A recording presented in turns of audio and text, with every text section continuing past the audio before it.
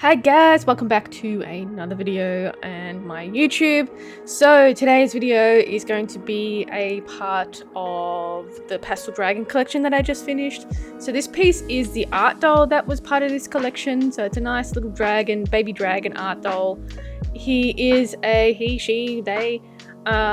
a resin cast, so not one that I've sculpted out of clay or anything. So this has been cast in resin. I originally sculpted it out of monster clay, molded it in silicone and then cast it in resin.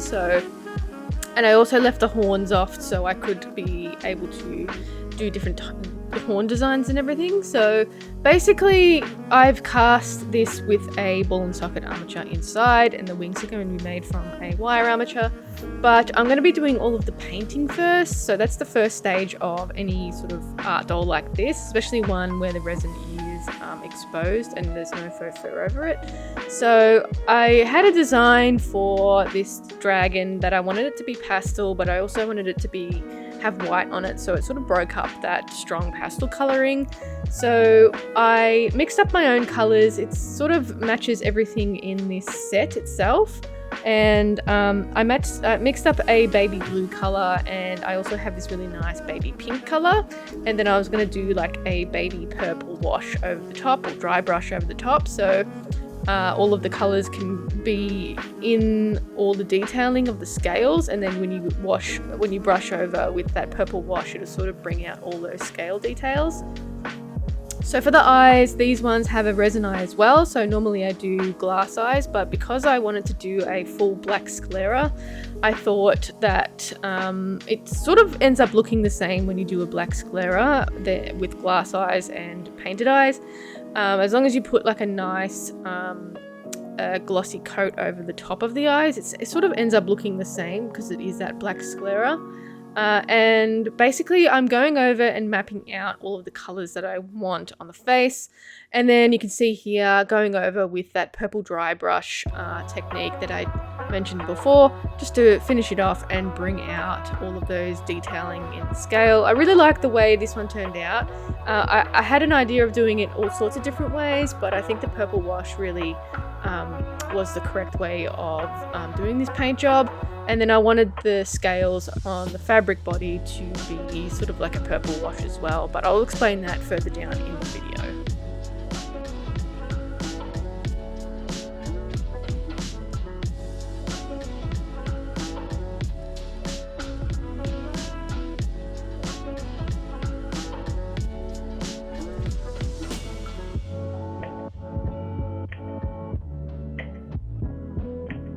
So sort of the same deal with the feet here. So this dragon only has 2 resin feet, and then the hands are basically wings.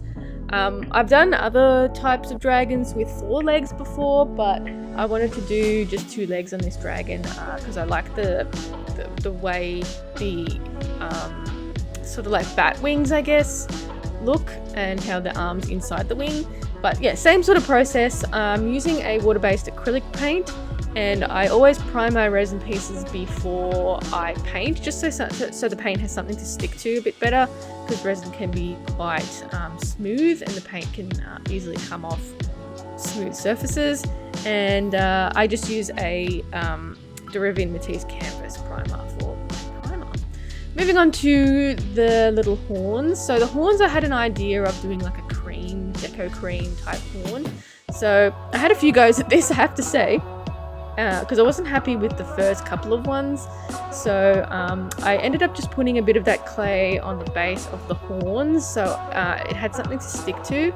And I basically just used my piping bag to do a little bit of whipped cream on the top. And you can see I couldn't get the top out of the out of the piping bag, and then I just sort of fiddled around with it to get a shape that I was happy with.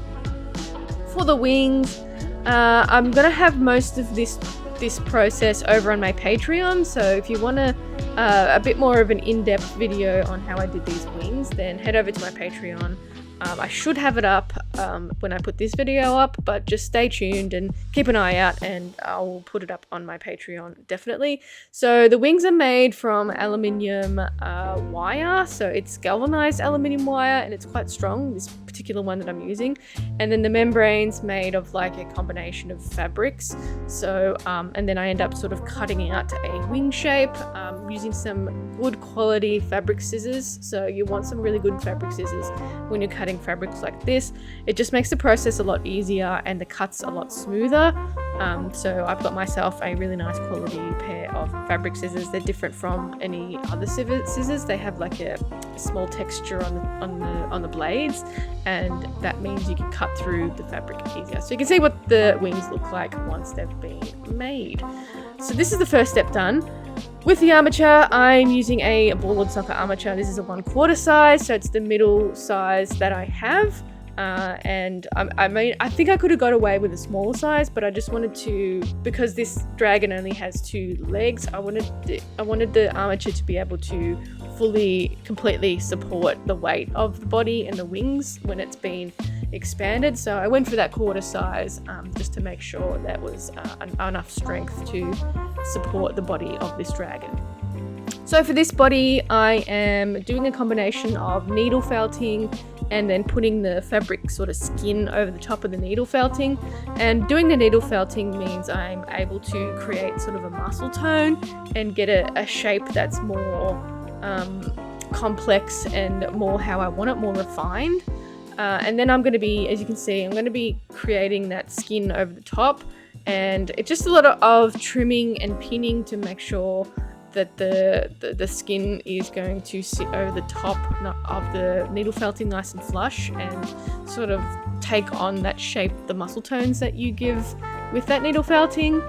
So a little bit of fiddling around with this body and just making sure that the seam lines are going to be nice and clean as well, that they're not sort of all over the place.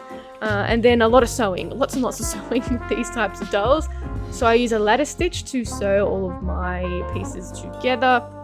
And it's a sort of stitch it's like a blind stitch, and it brings 2 pieces of fabric together and you can't see the thread or anything. So it's a really handy stitch to know. I have a video on my channel if you don't know how to do it. I have a video on there that I'll try and remember to link it, but I never do. So yeah, basically a lot of sewing. Get a good quality thread as well. I use some Gutermann thread, and it really stops the thread snapping because you need to have a bit of tension on that thread. So this bit was kind of like a little experiment.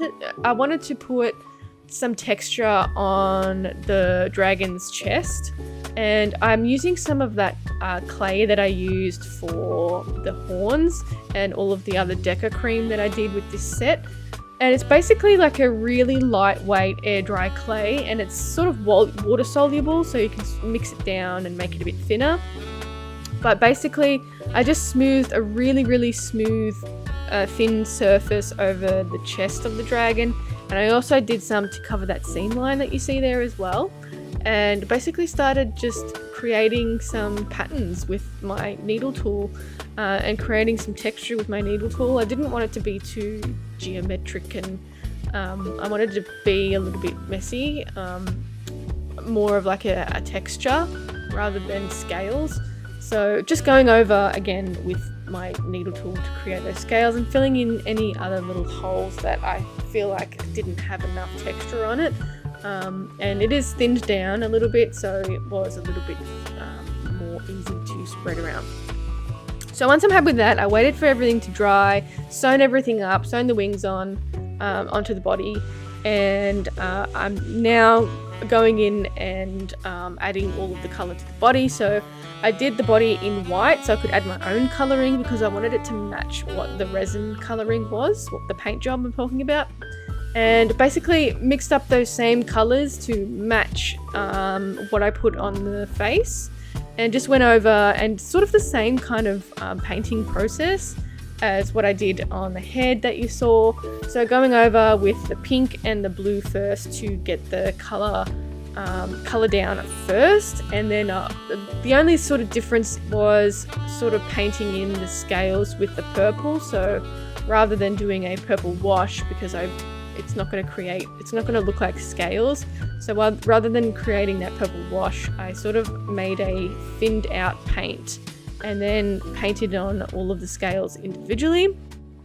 But I also did do a little bit of a wash over that chest area just to bring out that texture. So you can see as I added the paint, it is quite flat, so it sort of flattened it out and didn't really highlight all of the details that I wanted to highlight. So I did go over with that purple dry brush just to bring out all those little details. So the fabric I'm using is like a jersey fabric, so it's quite stretchy.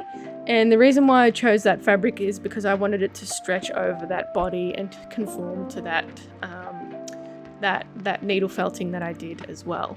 So you can see here all of the little scales I'm going in and painting individually.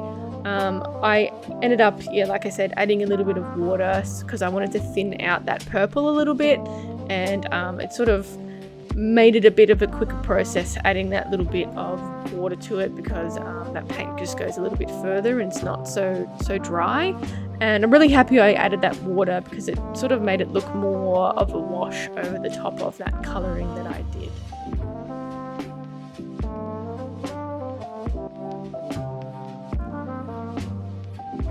So for the wings, I wanted to keep the wings mostly white. So with the membrane, I decided to keep it white with the membrane and sort of go over with that lavender colour to sort of highlight the bone structure inside of the wings and sort of make it an ombre colour tone all the way down that membrane. So went over with that lavender colour and I thinned it out a bit over the top as well, and sort of blended it to get that ombre tone down that membrane, but also highlighting that bone structure. So this bit was a little bit of a last minute decision, and I wanted to do spines, but I was actually going to just do normal spines. And then I had an idea of, well, why don't I do little cream drop spines? So I went ahead and mixed up some clay with some water, the same clay to use that I did for the cream, and just started piping out little spine cream dots that will become the spines. And with this one, I actually mixed the texture to like the perfect consistency where it came out of the piping bag nice and easily, and just created a whole bunch of these little spines. I did it on plastic as well, so I was able to lift off those dots really, really easily. And then I just went ahead and attached all of those little cream dots to the spine area, like running all the way down the back and onto the tail. And I'm using a tacky fabric glue, the same one that I use for all of my other dolls to attach the faux fur or the fabric to the resin or clay. It works really well to attach clays to fabrics and vice versa. So I just applied like a small little dot. I didn't want to do too much, but enough so the little dots will stick to the fabric, and just attached all of the clay dots running down that spine. And I didn't want to do too many things on it, but I did want it to be white, just to break up that pastel color again. The last little thing that I did was added some sprinkles to the top of the clay horns, which I think finished it off really nicely. But that is it for this little video. If you want to check out, he is available in my shop. Payment plans are also welcome. Just send me a message in my shop, creaturesinat.com. And yeah, I'm really happy with this guy. Definitely want to make more dragons in the future, but there's also some more deco things available, so check that out too. Thanks for watching. Don't forget to like, subscribe, comment. It helps my channel grow and helps me a lot. And thank you to my patrons for supporting me. I really appreciate it as well. I have that dragon, the wing video going up as well, so keep an eye out for that. And my shop, creaturesinat.com, and I'll catch you in the next time. Bye!